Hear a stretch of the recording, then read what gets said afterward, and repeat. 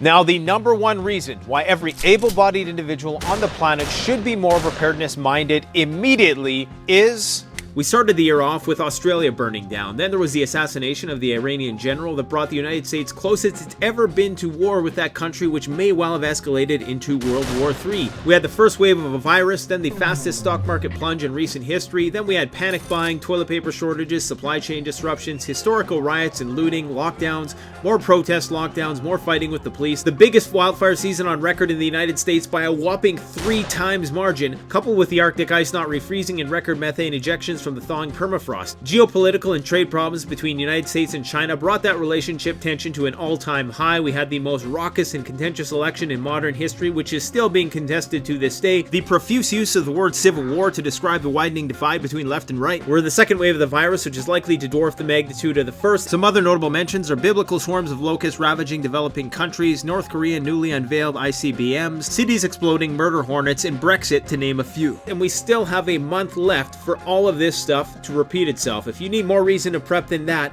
then maybe you simply don't want to survive.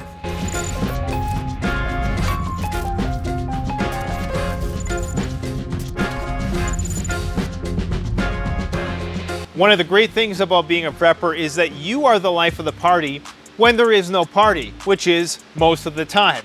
Meaning that if somebody is in need of help, you're going to have the capability to help them. You're going to be everybody's Mr. Gadget. Now, depending on the situation, that may be a good or bad thing, but there's nothing like being able to help somebody out with that tool that they didn't expect that you might have in that particular situation. But if somebody is stuck in a ditch, or if there's a snowstorm and you have to pull them out with your four-wheel drive vehicle, maybe there's a blackout, a power outage, and you're the only person who's smart enough to carry a flashlight with you all the time in your EDC, you're going to light the way for people. Maybe somebody just needs to fix something and they don't have a tool for the job, so they borrow your multi-tool or your pocket knife.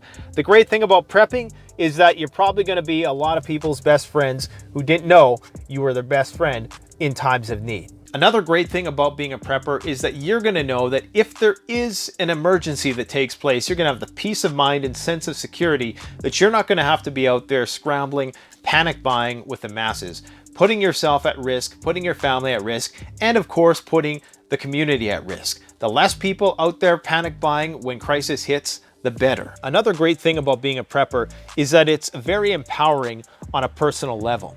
If you are somebody who is very goal-oriented and you are trying to get more self-discipline in your life, nothing will motivate you to do that like a focus on preparedness, whether it's reaching your own physical goals, teaching yourself new, very useful skills, becoming more self-reliant, becoming more independent.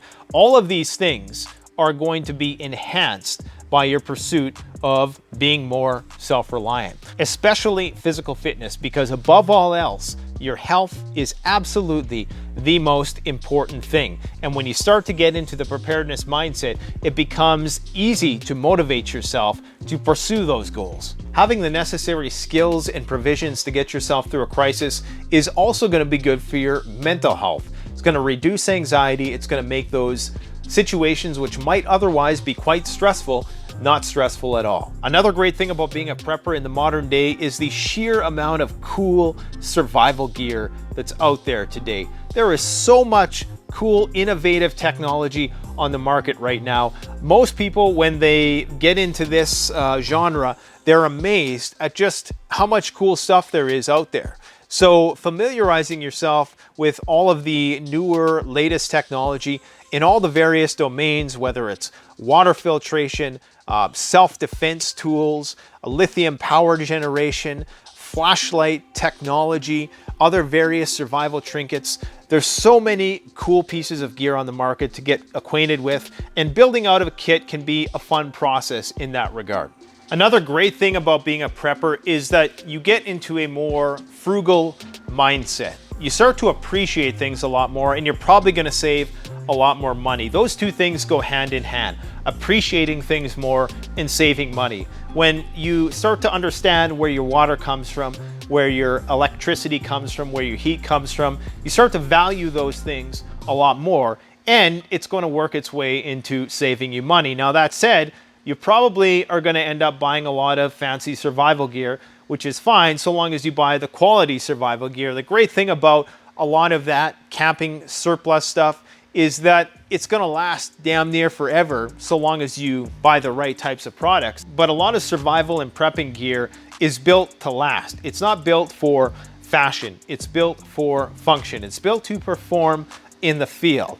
That is why when I started prepping, I stopped spending money frivolously. I started being more frugal and saving money for things that I actually need. And it doesn't mean that I don't have as much fun as I used to. Well, I guess maybe that's not true because I'm older now, but I just don't feel the need to waste money on vanity purposes or keep up with the Joneses or things like that. So preparedness and self-reliance is really going to get you into that function over fashion mindset, which is going to be a net positive in your life in terms of just having gratitude for the things around you, and it's going to be good for your pocketbook. Another great thing about being a prepper is that you don't need to be a drag on the system in times of need. If there is a crisis, the government and its various institutions are going to be stretched thin, helping out those in need. You are going to be one less person who is in need of their services, and thus you're going to be doing society a favor. If everybody at least has a basic understanding of preparedness, and I personally think it should be taught in schools, but if everybody did, imagine how easy it would be for a government to navigate a crisis situation. Sure, you would still need emergency management and EMS and police and firemen, but you would significantly reduce the burden on them if everybody was squared away, at least for a short period of time. Another great benefit to being a prepper is that if you are somebody who is very passionate about environmentalism, or if you just want to help maintain the environment, which we all should. Who doesn't like the environment? Who doesn't like going out into the country and seeing pristine wilderness? If you are somebody who wants to protect that, what better way to do that than to get into a self-reliance mode where you're making a contribution to growing your own food, harvesting your own water through a rain catchment system, collecting energy from the sun via solar panels or via turbine. There's many things you can do in prepping to help reduce your footprint on the planet and be a net negative contributor, and even actually be a positive, put energy back into the grid. In the process of doing this, you're going to be less dependent on the rest of the system. Being environmentally friendly is not just for the sake of the environment itself, it's so that you and your progeny can have some pristine habitat to visit in the future. One of the greatest things about preparedness is that if you're a city slicker or a run-of-the-mill academic like myself, and you get into prepping, you're going to learn so many useful, practical skills. There's a world of stuff that you just don't know about that you probably paid somebody else to do for the majority of your life. And learning those skills can be very rewarding. You're going to learn so many practical skills, which are also going to be very useful in your everyday life or your career. There is a whole world of practical skills and useful information, which you're going to learn in your path to becoming more self-reliant. These things are not only going to be applicable to the task of preparedness itself, but these practical skills are going to help you in your everyday life, even in your career. If it's entirely unrelated to prepping, having these skills, having an awareness of how communication systems work, how water filtration works, how food storage works, how to grow food, how electricity